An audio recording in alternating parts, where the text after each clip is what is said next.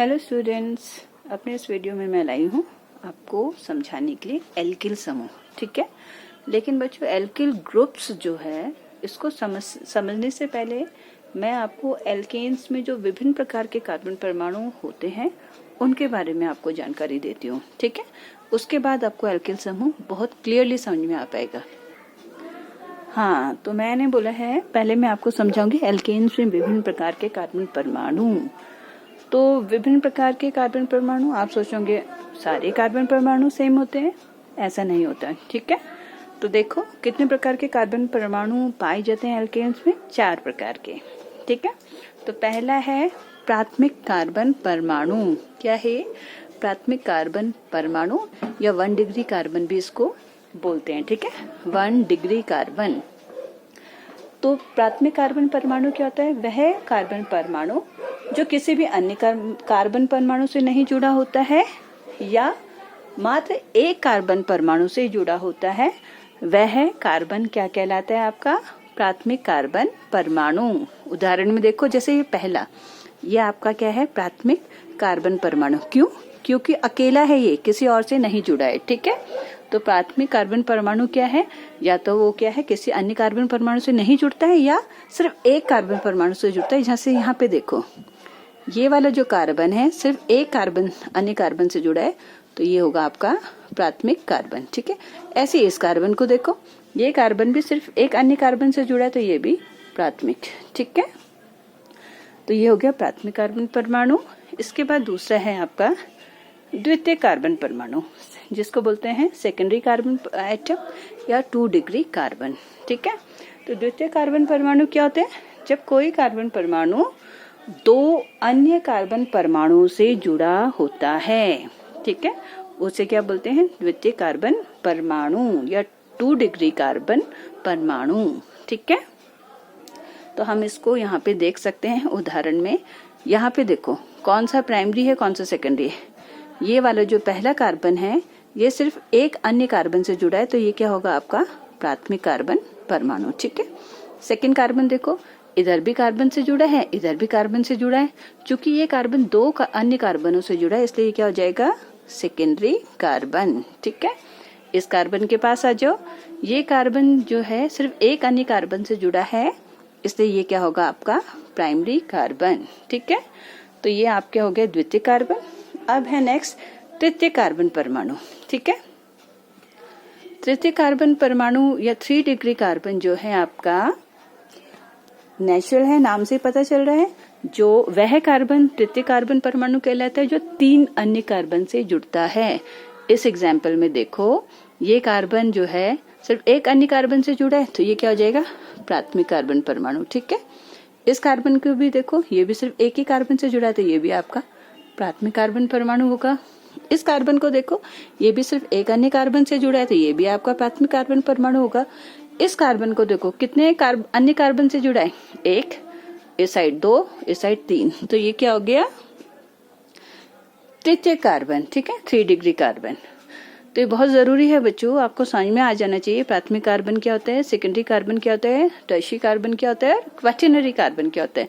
Quaternary चतुष्क carbon परमाणु 4 degree carbon, नाम से पता चल रहा है, वह कार्बन परमाणु जो अन्य 4 कार्बन परमाणुओं से जुड़ा होता है 4 डिग्री कार्बन या तो चतुष्क कार्बन परमाणु कहलाता है। इस एग्जाम्पल में देखो, ये प्राइमरी है, क्लियरली दिख रहा है आपको, ये भी प्राइमरी है, this one is also primary और ये भी प्राइमरी। बट ये वाला कार्बन देखो 1, 2, 3, 4 अन्य कार्बन से जुड़ा है, इसलिए ये क्या हो गया? आपका 4 डिग्री कार्बन। ठीक है, बहुत ही अच्छे से इस वीडियो को देखें, ये आपको अच्छे से समझ में आना चाहिए। अब एक चीज और मैं यहाँ पे बता रही हूँ, तो प्राइमरी कार्बन के साथ जो हाइड्रोजन जुड़े हैं वो प्राइमरी हाइड्रोजन कहलाएंगे, प्राथमिक हाइड्रोजन। ठीक है, जो सेकेंडरी कार्बन से जुड़े हैं हाइड्रोजन वो सेकेंडरी हाइड्रोजन परमाणु कहलाएंगे। जो आपके टर्शियरी से जुड़े हैं वो तृतीयक हाइड्रोजन कहलाएंगे। ठीक है, और जो क्वाटरनरी से जुड़े हैं वो आपके चतुष्क कार्बन परमाणु कहलाएंगे, हाइड्रोजन कहलाएंगे। हाइड्रोजन की बात हो रही है। जैसे यहाँ पे देखो, ये आपको उदाहरण दे रखा है CH3CH3। अगर यहाँ पे देखो क्वेश्चन अगर आते हैं कितने प्राइमरी हाइड्रोजन है, तो 3 और 3 6, ठीक है, चलो यहाँ पे तो सिंपल था, हम यहाँ देखते हैं। ठीक है, यहाँ पे अगर बोलेंगे प्राइमरी कार्बनों की संख्या कितनी है और सेकेंडरी कार्बनों की संख्या कितनी है और टर्शियरी कार्बनों की संख्या कितनी है, वो तो आपने यहाँ लिख ही रखा है, मैंने आपको दिख ही रहा है। प्राइमरी कार्बन इसमें 1 2 3 है और टर्शियरी कार्बन एक ही है, सेकेंडरी कार्बन यहाँ नहीं है। ठीक है, तो अगर क्वेश्चन ये आता है कि प्राइमरी हाइड्रोजनों की संख्या और टर्शियरी हाइड्रोजन की संख्या बताइए, तो देखो कितने हैं प्राइमरी हाइड्रोजन यहाँ पे, 3 3 6 3 9। तो प्राइमरी हाइड्रोजन अगर पूछा जाता है कितने हैं, तो यहाँ पे प्राइमरी हाइड्रोजन परमाणु कितने हो रहे हैं, टोटल 9। ठीक है, और सेकेंडरी हाइड्रोजन तो यहाँ पे है ही नहीं, 0। और टर्शियरी हाइड्रोजन कितने हैं इसमें, 1। कितना है, सिर्फ ये 1। ठीक है, टर्शियरी कार्बन में जो हाइड्रोजन उपस्थित है वो टर्शियरी हाइड्रोजन हो जाएगा। ठीक है, ऐसे हम इसमें भी निकाल सकते हैं। इसमें देखो अगर हमें प्राइमरी हाइड्रोजन पूछा जाए तो कितने हैं इसमें, प्राइमरी कार्बन के साथ जो हाइड्रोजन है वो प्राइमरी हाइड्रोजन हो जाएंगे, तो 3 और 3 6। ठीक है, और सेकेंडरी हाइड्रोजन कितने हैं, सेकेंडरी कार्बन के साथ जो हाइड्रोजन है 2, तो इसका मतलब 2 है। टर्शियरी हाइड्रोजन यहाँ पे है ही नहीं। ठीक है, तो इस तरीके से आप primary carbon, secondary carbon, tertiary carbon और क्वैटरनरी कार्बन और हाइड्रोजन के बारे में इजीली निकाल सकते हैं। ठीक है, मैंने क्वेश्चन आपको दिया है, इसी पर आधारित आपने इसको क्या है सॉल्व करना है और कमेंट बॉक्स में लिखना है। ठीक है, ये आपको क्वेश्चन दिया CH3 C CH3 CH3 ऊपर नीचे है मैथिल ग्रुप, CH2 CH फिर मैथिल ग्रुप और CH3। ठीक है, इस टोटल इसमें हाइड्रोकार्बन चेन में कितने प्राइमरी हाइड्रोजन है, कितने सेकेंडरी है, कितने टर्शियरी है, कितने क्वैटरनरी हाइड्रोजन है, सबकी संख्या आपने लिखनी है, कमेंट बॉक्स में कमेंट करना है। ठीक है, तो इसके लिए ये आंसर आपको तभी आ पाएगा जब आप क्या है इस वीडियो को अच्छे से देखेंगे, समझेंगे। ठीक है, समझ में नहीं आया तो एक बार और देख लेना और तब इसको सॉल्व करना। आई होप एल्केन्स में विभिन्न प्रकार के कार्बन परमाणु को आपने अच्छे से समझ लिया होगा। अब मैं यहाँ पे एल्किल समूह आपके लिए लाई हूँ। एल्किल समूह मैंने इससे पहले वीडियो में भी समझाया था, एल्केन में से जब एक हाइड्रोजन परमाणु क्या होता है, निष्कासित होता है तो एल्किल ग्रुप बनता है। एल्किल को हमेशा किससे रिप्रेजेंट करते हैं, कैपिटल R से। ठीक है, तो R से हम एल्किल को रिप्रेजेंट करते हैं, तो एल्केन कैसे लिखा जाएगा, RH। ठीक है, तो एल्केन का प्रतीक क्या हो गया बच्चों, RH।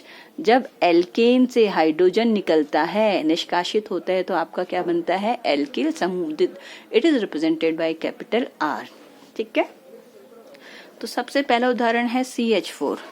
तो CH4 देखो प्राइमरी कार्बन है, सारे हाइड्रोजन प्राइमरी हैं, तो एक ही प्रकार का यहाँ पे एल्किल समूह बनेगा, इसको बोलेंगे मैथिल समूह। ठीक है, दूसरा है एथेन, यहाँ पे भी ये भी प्राइमरी है, ये भी प्राइमरी है, तो इससे भी एक ही प्रकार का जो है क्या है आपका एल्किल समूह बनेगा, एथेन से एथिल। ठीक है, तो मैंने यहाँ से निकाल दिया, आप यहाँ से निकालो, डजेंट मैटर, एथिल ही उसका नाम होगा। ठीक है, अब आते हैं प्रोपेन में। प्रोपेन में बच्चों चूंकि देखो प्रोपेन ये है आपका 3 कार्बन का हाइड्रोकार्बन प्रोपेन हुआ। देखो इसमें ये प्राइमरी कार्बन है, ये सेकेंडरी कार्बन है, ये प्राइमरी कार्बन है। ठीक है, तो ये दोनों कार्बन तो सेम है प्राइमरी, ये क्या है आपका सेकेंडरी, ये अलग हो गया। तो जब प्राइमरी हाइड्रोजन निष्कासित होता है, तो मैंने ये देखो यहाँ से निष्कासित ये दिखा रहा है कि हाइड्रोजन निकला हुआ है, सिंपल क्या है डैश है यहाँ पे। ठीक है, हाइड्रोजन नहीं है, तो इसका नाम हो जाएगा, क्योंकि ये सीधी श्रृंखला है। ठीक है, तो ये सामान्य नाम है, ये क्या है, n propyl. N propyl, n को बोलते हैं नॉर्मल, क्या बोलते हैं एन को, नॉर्मल। सीधी श्रृंखला को नॉर्मल बोला जाता है। ठीक है, और इसलिए क्या है नॉर्मल प्रोपिल है, ये कॉमन नेम है। इसका आईपैक नेम क्या है, 1 प्रोपिल। 1 क्यों, पहले कार्बन से हाइड्रोजन रिप्लेस हुआ है। ठीक है, तो इसका जो आईपैक नेम है वो क्या है आपका 1 प्रोपिल। आईपैक नेम में पोजीशन दिखाई जाती है। ठीक है, पोजीशन को नंबर से शो किया जाता है। इसके बाद जो दूसरा है, जब हमने हाइड्रोजन को निष्कासित किया सेकेंडरी कार्बन से, देख रहे हो, तो ये निकल गया आपका दूसरे कार्बन से, तो इसका जो कॉमन नाम है ये होगा आइसोप्रोपिल। ठीक है, आइसोप्रोपिल या सेक प्रोपिल भी इसको कह सकते हैं। सेकेंडरी का शॉर्ट फॉर्म है सेक। सेक प्रोपिल इसलिए कहेंगे क्योंकि सेकेंडरी कार्बन से निकला है यहाँ पे हाइड्रोजन परमाणु। ठीक है, और इसका जो आईपेक नेम है वो क्या होगा, आईपेक नेम में मैंने कहा पोजीशन शो करते हैं 1 2 3, क्योंकि दूसरे वाले से हाइड्रोजन परमाणु निकला है सेकेंडरी, ठीक है, तो इसलिए क्या है इसका नाम हो जाएगा 2 प्रोपिल। अब यहाँ पे देखो ये आइसो, आइसो इसलिए यहाँ पे यूज हुआ है वर्ड, वैसे यहाँ पे आइसो अगर ब्यूटेन में भी देखोगे वहां ये मतलब नहीं है, ठीक है, आइसो का मतलब सेम होता है। तो यहाँ पे देखो इस कार्बन से निकला है तो इसकी तरफ, इसकी साइड भी CH3 ग्रुप है, इसकी साइड भी CH3, सेम क्या है एल्किल ग्रुप इस कार्बन से जुड़े हुए हैं, ठीक है, इसलिए यहाँ पे इसका नाम आइसोप्रोपिल हो गया है, ठीक है। इसका सैक प्रोपिल भी आप लिखेंगे तो वो सही माना जाएगा, क्योंकि सेकेंडरी कार्बन से क्या है आपका हाइड्रोजन परमाणु निकला है, ठीक है। इसके बाद नेक्स्ट लेते हैं हम ब्यूटेन, ब्यूटेन C4H10। तो ब्यूटेन आपको पता ही है, 2 आइसोमर्स होते हैं उसके, N ब्यूटेन और आइसोब्यूटेन। N ब्यूटेन जो है मैंने अभी ऊपर भी बताया, N का मतलब होता है जो श्रृंखला सीधी होती है उसके लिए नॉर्मल ब्यूटेन लिखा जाता है।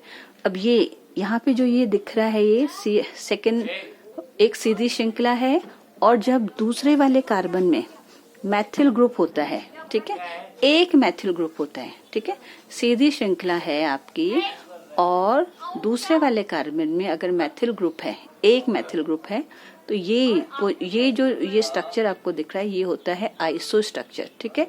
नंबर ऑफ कार्बन टोटल कितने हैं 1 2 3 4, तो इसका नाम हो गया आइसो ब्यूटेन, ठीक है। यहाँ पे ये जो स्ट्रक्चर है दिस इज कॉल्ड आइसो, ठीक है, कोई सीधी चेन है और दूसरे वाले कार्बन में जब मैथिल समूह होता है तो उसको बोला जाता है आइसो, तो ये हो गया आइसो ब्यूटेन। तो इन दोनों से भी बच्चों कितने एल्किल ग्रुप बनेंगे, 2 ये बनाएगा 2 ये, तो 4 एल्किल समूह जो है आपको ब्यूटेन से प्राप्त होंगे। अब देखो जरा इनको कैसे प्राप्त होंगे आप, सबसे पहले N ब्यूटेन से देखो, तो N ब्यूटेन से ये देखो ये प्राइमरी कार्बन है, ये भी प्राइमरी है, ये सेकेंडरी है, ये सेकेंडरी है, ठीक है। जब यहाँ पे प्राइमरी हाइड्रोजन को आप निकालेंगे तो आपका क्या बन जाएगा N ब्यूटिल, ठीक है, कॉमन नेम है N ब्यूटिल। ये क्या है आपका आईपेक नेम, आईपेक नेम क्या है क्योंकि पहले कार्बन से निकला है तो 1 ब्यूटिल, ठीक है। अब यहाँ पे देखो दूसरे वाले में, यहाँ पे जो हाइड्रोजन निकला है सेकेंडरी कार्बन से निकला है, ठीक है, सेकेंडरी कार्बन से निकला है, इसलिए इसका नाम हो जाएगा द्वितीयक ब्यूटिल। द्वितीयक ब्यूटिल का मतलब है सेकेंडरी ब्यूटिल, सेक ब्यूटिल। और आईपेक नेम क्या हो जाएगा, नंबरिंग 1 2 3 4, दूसरे वाले से क्या है हाइड्रोजन निकला है तो नंबरिंग देंगे 2 ब्यूटिल, ये है हमारा आईपेक नेम। आईपेक नेम में ये लिखा जाएगा, ठीक है, ये कॉमन नेम है, जो ब्लैक पेन से दैट इज कॉमन नेम, और जो पिंक कलर से है ये क्या है आपका आईपेक नेम। तो N ब्यूटेन से 2 आपके क्या है एल्किल समूह बन रहे हैं। अब ऐसे ही आइसोब्यूटेन लेते हैं, तो आइसोब्यूटेन जो है आपका, ठीक है, ये आपका आइसोब्यूटेन है, ये मैंने आपको बताया ये स्ट्रक्चर जो है ये है आइसो का। तो इसमें देखो ये प्राइमरी है, ये प्राइमरी है, ये भी आपका प्राइमरी है, और ये है आपका टर्शरी, क्या है टर्शरी। तो प्राइमरी से निकलेगा तो सेम ही होगा, सेम ही स्ट्रक्चर बनेगा। आप चाहे यहाँ से निकालो हाइड्रोजन, यहाँ से निकालो, यहाँ से निकालो, सेम है, ठीक है। तो मैंने देखो प्राइमरी हाइड्रोजन निकाला तो इधर दिखा रखा है निकला हुआ, सेम है, कहीं से भी निकलेगा। इसको चूंकि आइसोब्यूटेन है तो इसका नाम क्या हो जाएगा आइसोब्यूटिल। आईपेक नेम देखिए, मेन है आईपेक नेम, ठीक है, यहाँ से नेमिंग करेंगे। आईपेक नेम होगा 1 2 3, दूसरे वाले में क्या है मैथिल समूह है तो इसको भी नेम देंगे 2 मैथिल, और पहले वाले से प्रोपिल में पहले वाले से हाइड्रोजन निकला है तो लिखेंगे 1 प्रोपिल, ठीक है, 2 मैथिल 1 प्रोपिल, इसका आईपेक नेम होगा, ठीक है। अब यहाँ पे देखो जब हमने टर्शरी हाइड्रोजन को निष्कासित किया तो ये क्या है हाइड्रोजन निकल गया, यहाँ से दिख रहा है आपको, क्योंकि टर्शरी कार्बन से निकला है तो इसका जो कॉमन नेम है वो क्या हो जाएगा तृतीयक ब्यूटिल, टर्ट ब्यूटिल, ठीक है, तृतीयक ब्यूटिल ये कॉमन नेम है, और ये है आपका आईपेक नेम। नंबरिंग देखो 1 2 3, दूसरे में मैथिल साइड चेन है मैथिल की, तो 2 मैथिल, और दूसरे से ये हाइड्रोजन निकला है 2 प्रोपिल, ठीक है, 2 मैथिल 2 प्रोपिल इसका नाम हो जाएगा, ठीक है। तो अभी हमने एल्किल में आइसो पढ़ लिया है, नॉर्मल पढ़ लिया है, नॉर्मल माने सीधी, आइसो मीन्स जब कोई सीधी चेन है और दूसरे कार्बन में एक मैथिल समूह है तो उसको बोलते हैं आइसो, ठीक है। अब मैं आपको नियो के बारे में भी बताती हूँ। अलग से वीडियो क्या बनाना है, इसी में एक नियो के बारे में आपको जानकारी दे देती हूँ। हाँ, तो नियो के लिए बच्चों मैंने यहाँ पे ये स्ट्रक्चर बना रखा है। देखो जरा, ये सीधी चेन है ये, ठीक है। मैंने आइसो के लिए क्या बोला है, जब कोई सीधी चेन है और दूसरे वाले कार्बन में, ये दूसरा कार्बन है, एक क्या है मैथिल समूह जुड़ा है, ठीक है। तो देखो कार्बन की 4 संयोजकता होती है, 3 ये हो गई, एक हाइड्रोजन से पूरी होगी। तो ये जो है क्या कहलाएगा आपका आइसो, क्या कहलाएगा ये आइसो, ठीक है। तो इसका नाम हो गया आइसो। अगर वैसे पूरा नाम देखें तो आइसो ब्यूटेन हो गया, क्योंकि नंबर ऑफ कार्बन कितने 1 2 3 4, ठीक है। अब नियो क्या है, सीधी चेन है, ठीक है, 1 2 3 कार्बन की। ये तो ऐसे देखें तो प्रोपेन है, लेकिन जो दूसरे वाले कार्बन है इसमें 2 मैथिल समूह अगर जुड़े हैं, कितने मैथिल समूह 2, ठीक है, 2 मैथिल समूह जुड़े हैं दूसरे कार्बन में, तो ये क्या कहलाएगा, कॉमन नेम इसका नियो। नंबर ऑफ कार्बन 1 2 3 4 5 है, तो इसका नाम हो जाएगा नियो पेंटेन। क्या हो जाएगा इसका नाम, नियो पेंटेन, ठीक है। इसका है आइसो ब्यूटेन। तो आपको ये ध्यान रखना है आइसो और नियो में क्या अंतर है। आइसो में क्या है, कोई सीधी श्रृंखला है और दूसरे कार्बन में अगर एक मैथिल ग्रुप है, ओनली 1, तो ये कौन सी पोजीशन होगी, आइसो। और नियो क्या है, सीधी श्रृंखला है, दूसरे वाले का 1 2 दूसरे वाले कार्बन में 2 मैथिल समूह जुड़े हैं, तो वो कौन सी पोजीशन कहलाएगी, नियो की, ठीक है। क्योंकि टोटल नंबर ऑफ कार्बन इसमें 5 है, तो इसका नाम हो जाएगा नियो पेंटेन। तो मैं सोचती हूँ आपको नॉर्मल आइसो नियो के बारे में क्लियर हो गया होगा। यहाँ पे प्राइमरी सेकेंडरी टर्शियरी के बारे में अच्छे से समझ में आ गया होगा। इस अगर नहीं आया हो तो दोबारा से इस वीडियो को आप अच्छे से बार बार देखें, आप समझ जाएंगे। फिर भी अगर आपको प्रॉब्लम है तो आप लोग कमेंट बॉक्स में लिखिए, मैं दोबारा से आपको समझा दूंगी, ठीक है। Till then bye.